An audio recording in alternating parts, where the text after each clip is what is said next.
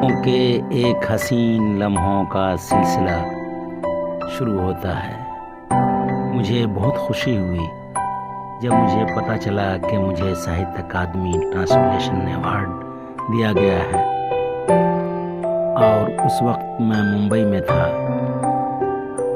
मैं मुंबई से अगरतला के लिए हवाई जहाज़ का अपना टिकट बुक कराया और फ्लाइट से मुंबई एयरपोर्ट से अगरतला के लिए रवाना हुआ, लेकिन मेरी कनेक्टिंग फ़्लाइट थी। मैं पहले मुंबई से कोलकाता एयरपोर्ट गया, लेकिन कोलकाता एयरपोर्ट से जो मेरी कनेक्टिंग फ़्लाइट थी वो जा चुकी थी, क्योंकि मेरी फ़्लाइट देर से पहुंची।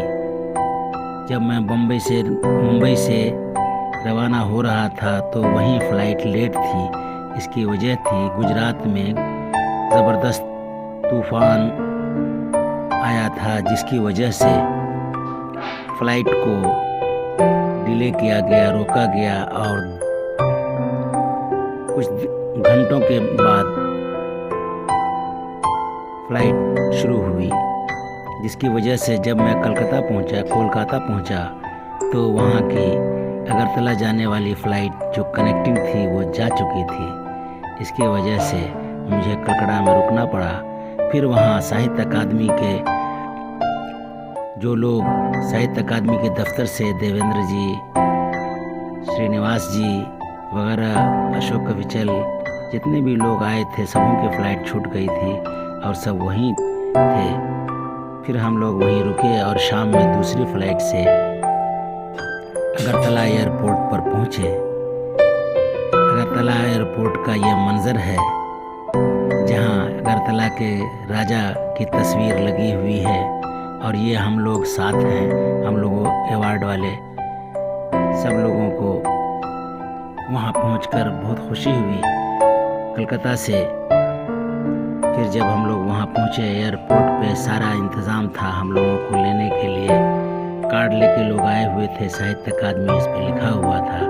और फिर हम लोग अपने होटल पहुँचे। वहाँ 3 रोज़ का प्रोग्राम था। एक दिन मुझे ये अवार्ड का मंज़र है, इसमें मुझे अवार्ड दिया गया और मेरे दोस्त भी वहाँ कई हो गए।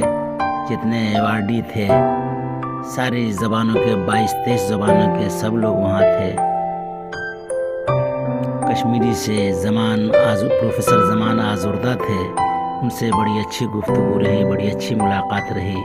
उसके साथ ही जितनी ज़बानें शेड्यूल में शामिल हैं हमारे साहित्य अकादमी के, उस सारी ज़बानों के लोग थे। अवार्ड दिया गया, वहाँ हम लोगों ने